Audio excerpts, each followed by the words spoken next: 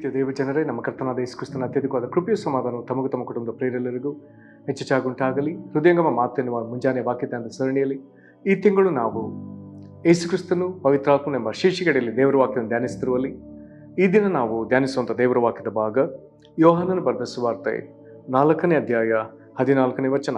ಯೋಹಾನ 4:14. ನಾನು ಕೊಡುವ ನೀರನ್ನು ಕುಡಿದವನಿಗೆ ಎಂದಿಗೂ ನೀರಡಿಕೆ ಆಗುವುದಿಲ್ಲ. ನಾನು ಅವನಿಗೆ ಕೊಡುವ ನೀರು ಅವನಲ್ಲಿ ಉಕ್ಕುವ ಹೊರತೆಯಾಗಿದ್ದು ನಿತ್ಯ ಜೀವವನ್ನು ಉಂಟು ಮಾಡುವುದು ಎಂದು ಹೇಳಿದನು. ಈ ವಾಕ್ಯವನ್ನು ನಾವು ಗ್ರಹಿಸೋದಕ್ಕೆ ಶಕ್ತರಾಗುವಂತೆ ದೇವರು ತಾನೇ ತನ್ನ ಆತ್ಮನ ಮೂಲಕ ನಮಗೆ ತನ್ನ ವಿಶೇಷವಾದ ಗ್ರಹಿಕೆಯನ್ನು ಹೆಚ್ಚೆಚ್ಚಾಗಿ ಅನುಗ್ರಹಿಸಲು.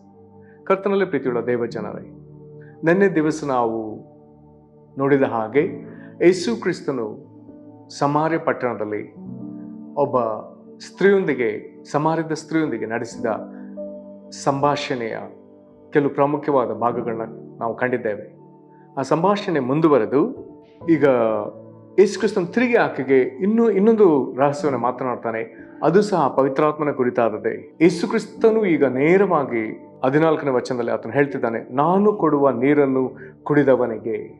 ಹಾಗಾದ್ರೆ ಯೇಸು ಕ್ರಿಸ್ತನು ಪವಿತ್ರಾತ್ಮನನ್ನು ಕೊಡುವವನು, ಅದನ್ನು ಅಪೇಕ್ಷಿಸುವವರಿಗೆ ಅದನ್ನು ಕೊಡತಕ್ಕವನು, ಅದನ್ನು ಬೇಡುವವರಿಗೆ ಕೊಡುವವನು ಎಂಬುದನ್ನು ನೇರವಾಗಿ ತಾನು ಹೇಳಿಕೊಳ್ತಿದ್ದಾನೆ.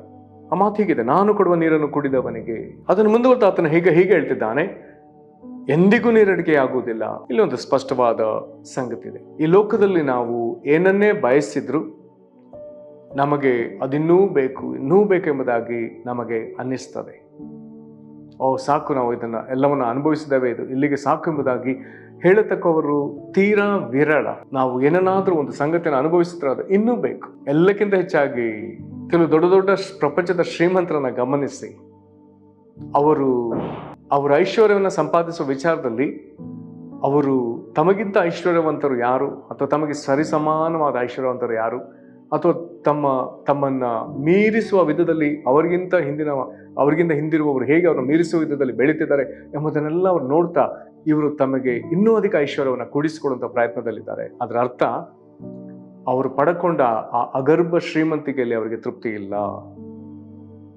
ಅದೇ ವೇಳೆಯಲ್ಲಿ ಸಾಮಾನ್ಯ ಜನರನ್ನ ನಮ್ಮಗಳನ್ನು ನಾವು ತೆಗೆದುಕೊಂಡ್ರೆ ನಮಗೆ ಏನು ಸವಲತ್ತುಗಳಿದೆಯೋ ಅವುಗಳನ್ನ ನಾವು ಇನ್ನೂ ಹೆಚ್ಚಾಗಿ ಪಡ್ಕೊಂಡಿದ್ರೆ ಒಳ್ಳೇದಿತ್ತು ಎಂಬುದಾಗಿ ನಾವು ಹಾಗೆ ಬಯಸ್ತೇವೆ.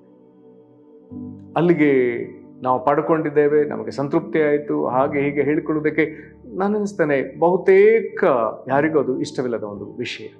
ಬಹಳ ವಿರಳ. ಅದರಲ್ಲಿ ಯೇಸು ಕ್ರಿಸ್ತನು ಹೇಳ್ತಿದ್ದಾನೆ, ಅವನಿಗೆ ಎಂದಿಗೂ ನೀರಡಿಕೆ ಆಗುವುದಿಲ್ಲ ಎಂಬುದಾಗಿ ಹೇಳ್ತಿದ್ದಾನೆ ಕುಡಿದವನಿಗೆ. ಅಲ್ಲಿಗೆ ನೀರಡಿಕೆ ಅನ್ನುವಂಥದ್ದೇನು, ಇನ್ನೂ ಬೇಕೆಂಬುವಂತ ಒಂದು ಹಂಬಲಿಕೆ, ತೃಪ್ತಿಯಾಗುವ ತನಕ ಅದನ್ನು ಹೊಂದಿಕೊಳ್ಳಬೇಕೆನ್ನುವಂಥ ಹಂಬಲಿಕೆ. ಹಾಗಾದ್ರೆ ಇಲ್ಲಿ ಯೇಸು ಕ್ರಿಸ್ತನು ಹೇಳ್ತಿದ್ದಾನೆ, ನಾನು ಕೊಡುವ ನೀರನ್ನ ಕುಡಿದವನಿಗೆ ಎಂದಿಗೂ ನೀರಡಿಕೆ ಆಗುವುದಿಲ್ಲ. ಅದರ ಅರ್ಥ ಅವನೊಂದು ದೊಡ್ಡ ಸಂತೃಪ್ತಿಯಲ್ಲಿ ಬಂದು ನಿಲ್ತಾನೆ. ಅವನಿಗೆ ಒಂದು ಜೀವಿತದಲ್ಲಿ ಆತನು ಏನನ್ನು ಪಡ್ಕೊಳ್ಬೇಕೋ ಆ ಒಂದು ಸಂತೃಪ್ತಿಯ ಮಟ್ಟವನ್ನು ಆತನು ಕಾಣ್ತಾನೆ. ಅದು ಪರಿಪೂರ್ಣವಾಗಿ ಅವನಿಗೆ ದೊರೀತದೆ. ಹಾಗಾದ್ರೆ ಯೇಸು ಕ್ರಿಸ್ತನ ಕೊಡುವಂತ ಈ ನೀರು ನಮ್ಮನ್ನ ಸಂತೃಪ್ತಿಯ ಒಂದು ಪರಾಕಾಷ್ಠೆಯಲ್ಲಿ ಅದು ನಮ್ಮ ನಿಲ್ಲಿಸ್ತದೆ. ಒಂದು ವಾಕ್ಯವನ್ನು ಓದಿಕೊಳ್ಳೋಣ. ಕೀರ್ತನೆಗಳಲ್ಲಿ 36ನೇ ಅಧ್ಯಾಯದ ಒಂದು ವಚನ ನಮಗೆ ಇದನ್ನು ಮಾತನಾಡ್ತದೆ. ಅಲ್ಲಿ ನಾವು ಓದುವಂತ ಇದೇ ಸಂಗತಿಗಳನ್ನ ಇಲ್ಲಿ ದೇವರು ಮೊದಲೇ ಕೀರ್ತನೆ ಗ್ರಂಥಗಳಲ್ಲಿ ಬರೆಸಿಟ್ಟಿದ್ದ. 36ನೇ ಕೀರ್ತನೆಯ 8ನೇ ಮತ್ತು 9ನೇ ವಚನಕ್ಕೆ ಬರೋಣ, ಅಥವಾ 7ನೇ ವಚನದಿಂದಲೇ ಬರೋಣ. 7ನೇ ವಚನ, 36ನೇ ಅಧ್ಯಾಯದ 7ನೇ ವಚನ. ದೇವರೇ, ನಿನ್ನ ಪ್ರೀತಿ ಎಷ್ಟೋ ಅಮೂಲ್ಯವಾದದ್ದು, ಮಾನವರು ನಿನ್ನ ರೆಕ್ಕೆಗಳ ಮರೆಯನ್ನು ಆಶ್ರಯಿಸಿಕೊಳ್ತಾರೆ. ಹಾಗಾದ್ರೆ ನಾವು ಪವಿತ್ರಾತ್ಮನನ್ನು ಹೊಂದಿಕೊಳ್ಳುವುದಕ್ಕೆ ಮುಖ್ಯ ಕಾರಣ ಈ ಶ್ರೇಷ್ಠವಾದ, ಯಾವುದರಿಂದಲೂ ಅಳತೆ ಮಾಡಲಿಕ್ಕಾಗದಂತ, ಎಣಿಸ್ಲಿಕ್ಕಾಗದಂತ ಈ ಶ್ರೇಷ್ಠವಾದ ವರವನ್ನು ನಾವು ಹೊಂದಲಿಕ್ಕೆ ಕಾರಣ ದೇವರ ಪ್ರೀತಿ. ಎಷ್ಟೋ ಅಮೂಲ್ಯವಾದ ದೇವರ ಪ್ರೀತಿ ನಮಗೆ ಪವಿತ್ರಾತ್ಮ ವರವನ್ನು ಒದಗಿಸ್ತದೆ. ಇಲ್ಲಿ ಬರ್ತದೆ, ಮಾನವರು ನಿನ್ನ ರೆಕ್ಕೆಗಳ ಮರೆಯನ್ನು ಆಶ್ರಯಿಸಿಕೊಳ್ಳುತ್ತಾರೆ. ಅದನ್ನು ಕೀರ್ತನೆ 91:1 ಓದ್ತೇವೆ. ಪರಾತ್ಪರನ ಮರೆ ಹೊಕ್ಕಿಯವರು ಸರ್ವಶಕ್ತನ ಆಶ್ರಯದಲ್ಲಿ ಸುರಕ್ಷಿತರಾಗರೆ. ಹಾಗಾದ್ರೆ ಪರಾತ್ಪರನು ಯಾರು? ದೇವರು ಯಾರಿಗೆ ಅತಿ ಶ್ರೇಷ್ಠವಾದ ಹೆಸರನ್ನು ಕೊಟ್ಟು ಅತ್ಯುನ್ನತ ಸ್ಥಾನವನ್ನು ಕೊಟ್ಟನು, ಆತನೇ ಉನ್ನತೋನ್ನತನೇ ಈ ಪರಾತ್ಪರನು, ಆತನೇ ಯೇಸು ಕ್ರಿಸ್ತನು. ಯಾರೇ ಯೇಸು ಕ್ರಿಸ್ತನನ್ನು ಆಶ್ರಯಿಸ್ತಾರೋ ಅವರು ಆತನ ರೆಕ್ಕೆಗಳಲ್ಲಿ, ಸರ್ವಶಕ್ತನ ಮರೆಯಲ್ಲಿ ರೆಕ್ಕೆಗಳಲ್ಲಿ ಅವರು ಸುರಕ್ಷಿತರು. ಹಾಗಾದ್ರೆ ನಾವು ದೇವರ ಪ್ರೀತಿಯನ್ನು ಕಂಡು ಯೇಸು ಕ್ರಿಸ್ತನನ್ನು ಆಶ್ರಯಿಸುವಾಗ ದೇವರು ಏನ್ ಮಾಡ್ತಾರಂತೆ, ನಿನ್ನ ಮಂದಿರದ ಸಮೃದ್ಧಿಯಿಂದ ಅವರನ್ನು ಸಂತೃಪ್ತಿ ಪಡಿಸ್ತಿ. ದೇವರ ಮಂದಿರದ ಸಮೃದ್ಧಿ ದೇವರ ಆಲಯದ ಸಮೃದ್ಧಿ, ದೇವರ ಸಿಂಹಾಸನದಿಂದ ಹರಿದು ಬರುವಂಥ ಪವಿತ್ರಾತ್ಮನ ಜೀವಜಲದ ಸಮೃದ್ಧಿ.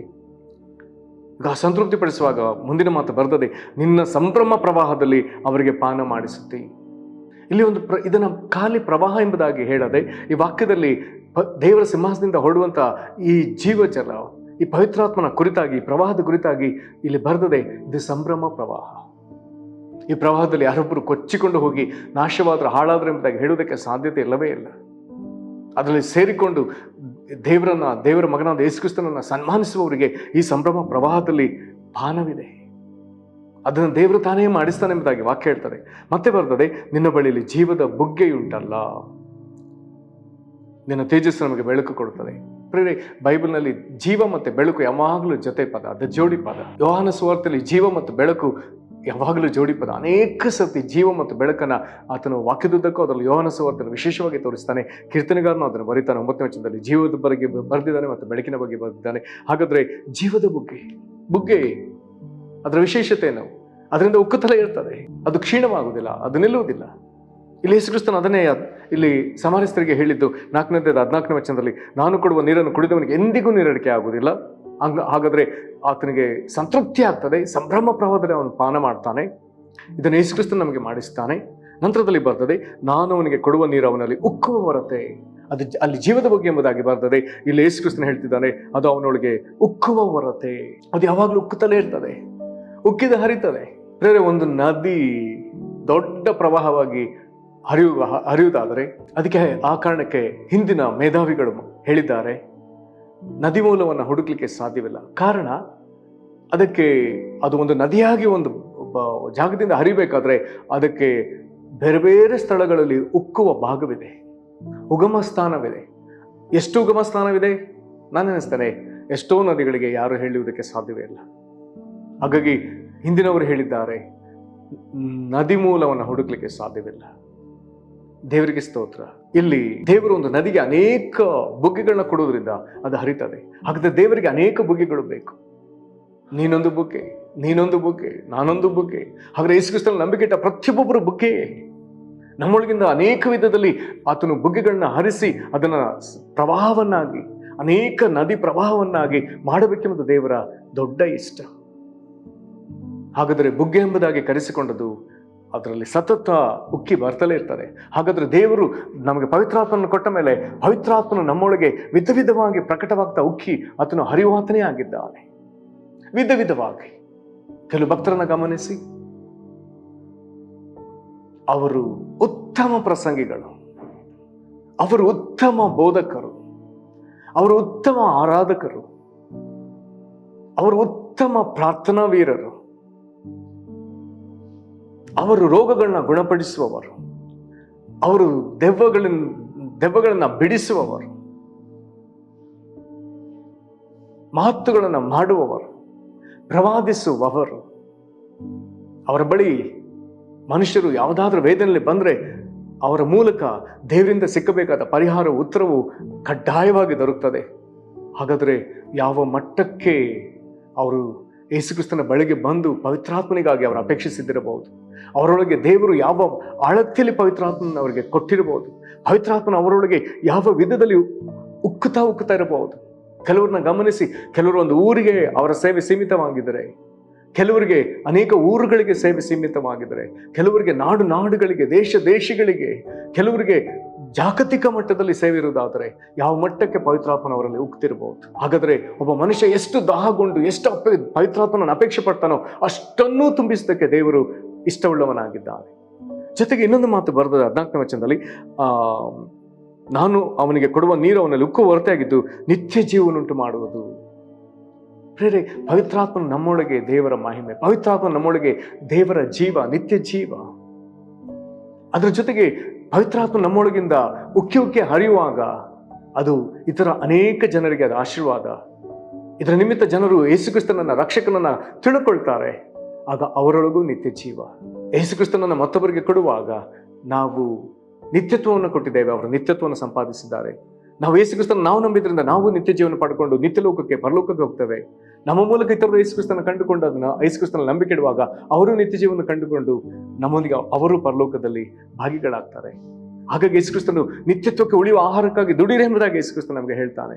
ಹಾಗಾದ್ರೆ ಈ ಯೋಹಾನ 4ನೇ ಅಧ್ಯಾಯದ 14ನೇ ವಚನದ ಪ್ರಾಮುಖ್ಯತೆನ ನಾವು ತಿರುಗಿ ಓದಿ, ಇಡೀ ಅಧ್ಯಾಯವನ್ನು ತಿರುಗಿ ಧ್ಯಾನಿಸಿ, ಇದರಲ್ಲಿರುವಂಥ ಇಂಥ ಮಹಿಮೆಯ ಕಾರ್ಯಗಳು ನಮ್ಮಲ್ಲಿ ಕಂಡು ಬರಲಿ ಎಂಬುದಾಗಿ ದೇವರ ಮುಂದೆ ಮಹಾಪೇಕ್ಷೆಯಿಂದ ನಾವು ದಾಹದಿಂದ ನಾವು ಆತನ ಮುಂದೆ ಹಂಬಲಿಸೋಣ. ಆ ದಾಹದ ಸಂತೃಪ್ತಿಯನ್ನು ಪಡೆದುಕೊಳ್ಳುವುದಕ್ಕಾಗಿ ಪ್ರಾರ್ಥಿಸೋಣ. ದಿನದಿಂದ ದಿನಕ್ಕೆ ಹೊಸದಾಗಿ ನಾವು ಪವಿತ್ರಾತ್ಮನ ಅನುಭವದೊಳಗೆ ಹೋಗುವುದಕ್ಕೆ ದೇವರಾತ್ಮ ನಮ್ಮನ್ನು ಬಲಪಡಿಸಲಿ. ಪ್ರಾರ್ಥನೆ ಮಾಡೋಣ. ಮಹಾಕೃಪೆಯ ಪರಲೋಕ ತಂದೆ, ನಿನ್ನ ಮಹಾಗಣವುಳ್ಳ ನಾಮಕ್ಕೆ ಸ್ತೋತ್ರ. ನೀನು ಕೊಡುವ ನೀರನ್ನು ಕುಡಿದವನಿಗೆ ಎಂದಿಗೂ ನೀರಡಿಕೆ ಆಗುವುದಿಲ್ಲ ಎಂಬುದಾಗಿ ಹೇಳಿದಾತನೇ. ಕರ್ತನೆ, ಹೌದಪ್ಪ, ನೀರಡಿಕೆ ಆಗುವುದಾದರೆ ನಮಗೆ ತೃಪ್ತಿ ಇಲ್ಲದ ಜೀವಿತ ಆದರೆ ನೀರಡಿಕೆ ಆಗುವುದಿಲ್ಲ ಎಂಬುದಾಗಿ ಹೇಳುವುದಾದರೆ, ನೀನು ಕರ್ತನೆ ನಿನ್ನ ಮಂದಿರದ ಸಮೃದ್ಧಿಯಿಂದ ಕರ್ತನೆ ನಮ್ಮನ್ನ ಕರ್ತನೆ ಸಂತೃಪ್ತಿಪಡಿಸುವಂಥ ದೇವರು, ಸಂಭ್ರಮ ಪ್ರವಾಹದಲ್ಲಿ ಪಾನ ಮಾಡಿಸುವಂಥ ದೇವರು. ಕರ್ತನೆ, ಪವಿತ್ರಾತ್ಮನ ನದಿಯಲ್ಲಿ ನಮಗೆ ಸಂಭ್ರಮ ಉಂಟಲ್ಲ, ಇದನ್ನು ಅನುಗ್ರಹಿಸು.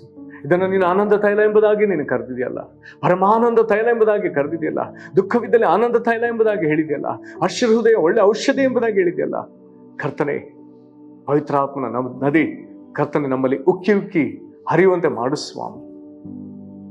ನೀನು ಉಪಯೋಗಿಸಿದ ಅನೇಕ ಶಕ್ತ ದೇವರ ಸೇವಕರುಗಳ ಒಳಗೆ ಒಬ್ಬರಲ್ಲಿ ಅನೇಕ ವಿಧದ ನಿನ್ನ ಸಾಮರ್ಥ್ಯಗಳನ್ನು ನಾವು ಕಾಣುವುದಾದರೆ ಈ ದಿನಗಳಲ್ಲಿ ಕರ್ತನೆ, ನಿನ್ನ ಮಕ್ಕಳಾದ ನಮ್ಮನ್ನ ಇದೇ ವಿಧದಲ್ಲಿ ನಡೆಸು.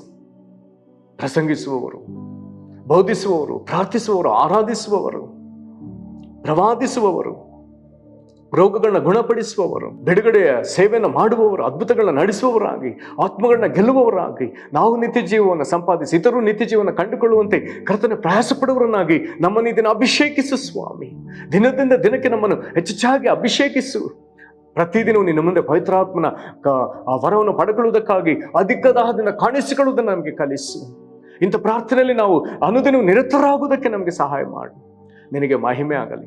ನಮ್ಮ ನಿನ್ನ ಕರಗಳಿಗೆ ಒಪ್ಪಿಸಿಕೊಡುತ್ತೇವೆ. ಯೇಸು ಕ್ರಿಸ್ತನ ಹೆಸರಿನಲ್ಲಿ ಬೇಡಿದ್ದೇವೆ ನಮ್ಮ ತಂದೆಯೇ, ಆಮೆನ್. ಕರ್ತನು ನಿಮ್ಮನ್ನು ಆಶೀರ್ವದಿಸಲಿ.